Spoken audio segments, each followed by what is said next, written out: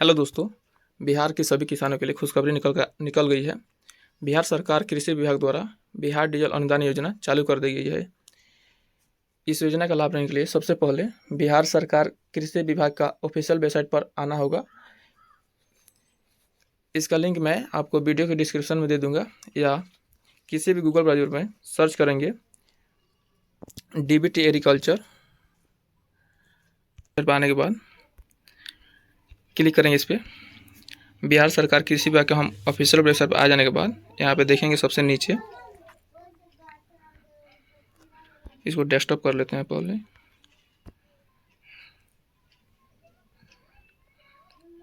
यहाँ पे देखेंगे अगर आप ऑलरेडी किसान रजिस्ट्रेशन है और किसान रजिस्ट्रेशन आप नहीं किए हैं तो इस पर क्लिक करेंगे। आगे बढ़ने पर क्लिक करेंगे। अगर आप किसान रजिस्ट्रेशन ऑलरेडी किए हुए हैं तो डीजल सब्सिडी पर क्लिक करेंगे और अपना रजिस्ट्रेशन आवेदन करने के लिए सबसे पहले अनुदान का प्रकार यहाँ पे चूज कर लेंगे। डीजल अनुदान आवेदन। यहाँ बताया गया है कि डीजल रसीद को आपको JPG फॉर्मेट में 200 KB के बीच रखना होगा।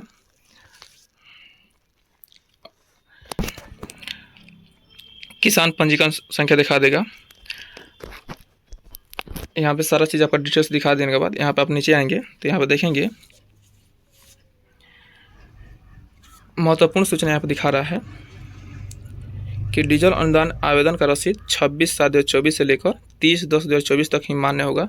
जो आप डीजल खरीदे होंगे, आपको पेट्रोल पंप से जो रसीद आपको मिला होगा उस पर डेट जो लिखा रहता है वो 26/7/2024 के बाद का होना चाहिए, उसके पहले का नहीं होना चाहिए, वरना आपका आवेदन रद्द कर दिया जाएगा। यहाँ पे मौसम चूज कर लेंगे।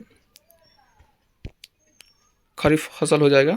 फसल के नाम चूज कर लेंगे। आप इसमें से जो भी फसल आप बोए होंगे खेत में वो अपना चूज कर लेंगे। जैसे धान हो गया, धान चूज कर लेंगे। उसके बाद सिंचाई की संख्या चूज कर लेंगे, एक बार अभी सिंचाई हुआ होगा। किसान का प्रकार चूज कर लेंगे।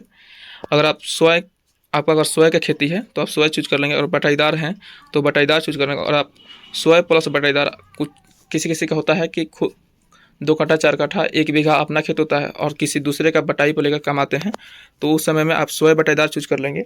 अगर आप बटाईदार चूज करते हैं तो उसके लिए आपको एक फॉर्म निकलेगा, उस फॉर्म का आपको भरना होगा।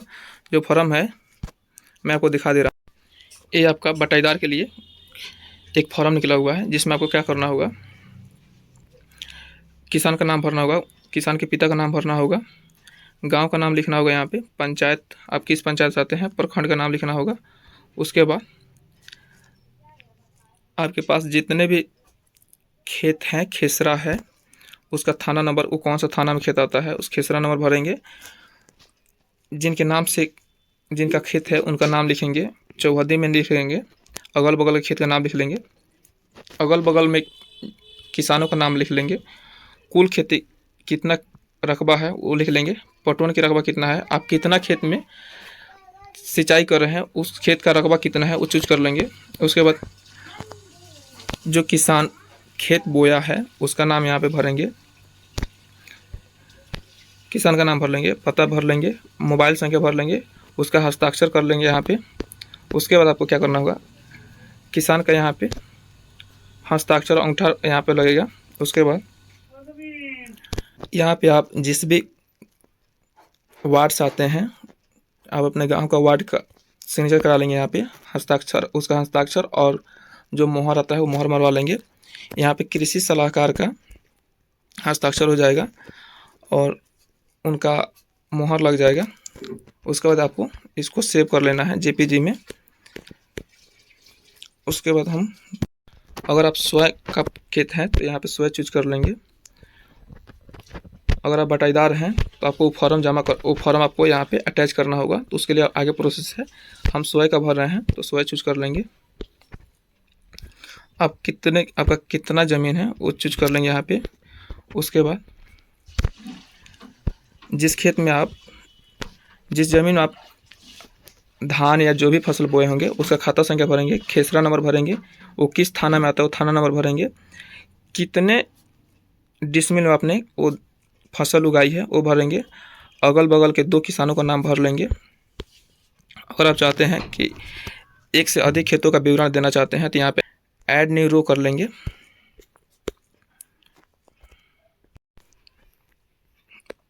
यहाँ पे आप क्या करेंगे, डीजल क्रय विवरण एवं अनिवार्य दस्तावेज।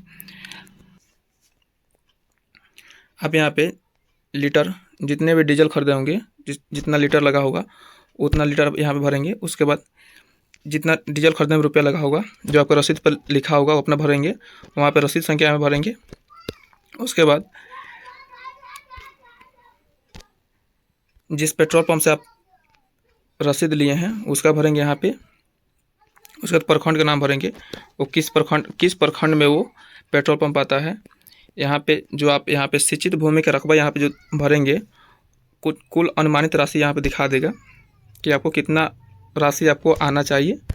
हो जाने के बाद यहाँ पे आप टिक बॉक्स पे क्लिक करेंगे और गेट ओटी पे क्लिक करेंगे। किसान पंजीयन संख्या पे जो आपका मोबाइल नंबर लिंक होगा उस पर ओटीपी चला जाएगा। उसके बाद ओटीपी दर्ज करने के बाद वैलिड एंड अप्लाई पे क्लिक करेंगे। उसके बाद यहाँ पे सदस्य का संबंध चूज कर लेंगे। यहाँ बता रहा है कि परिवार का विवरण गलत दर्ज किए जाने पर भौतिक सत्यापन के समय आप योजना से वंचित दिए जाएंगे एवं आपका आवेदन पंचायत स्तर से रद्द कर दिया जाएगा। यहाँ पर कोई विवरण भरना होगा। आप जिस भी किसी सदस्य का नाम भर देना चाहते हैं तो उसका माता या पिता का, अगर किसी औरत का है तो उसका पति का भर देंगे। जिसका भी चूज करना चाहते हैं चूज कर लेंगे। वो जीवित हैं या मृत हैं वो चूज कर लेंगे। उनका आधार नंबर भर लेंगे। उसके बाद उनका नाम भर लेंगे जो आधार कार्ड में नाम होगा। उसके बाद जन्म तिथि भर लेंगे।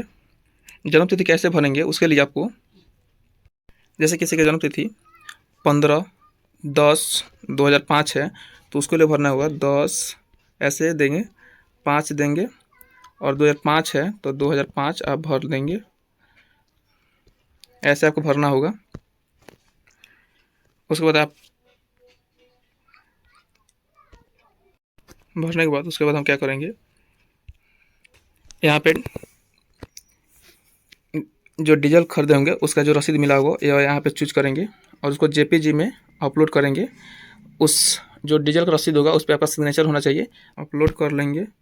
उसके बाद ज़मीन का रसीद होगा वो यहाँ पे चूज फाइल पे क्लिक करेंगे और ज़मीन का रसीद जो आपका पीडीएफ में रहना चाहिए उसको अपलोड कर लेंगे यहाँ पे। उसके बाद सबमिट वाले बटन पे यहाँ पे आई एग्री करेंगे। उसके बाद यहाँ पे सबमिट वाले बटन पे सबमिट करेंगे। फॉर्म सबमिट हो जाने के बाद फॉर्म को प्रिंट कर लेंगे। डीजल का जो रसीद होगा उसको और खेत का जो रसीद होगा तीनों को अटैच करके आप अपने पंचायत स्तर पर जाएंगे। वहाँ पे आपके किसान सलाहकार बैठते होंगे, वहाँ पे अपना फॉर्म को सबमिट करेंगे। उसके बाद आपका पंचायत लेवल से आपका फॉर्म सबमिट कर दिया जाता है, लेवल से वेरिफिकेशन कर दिया जाएगा।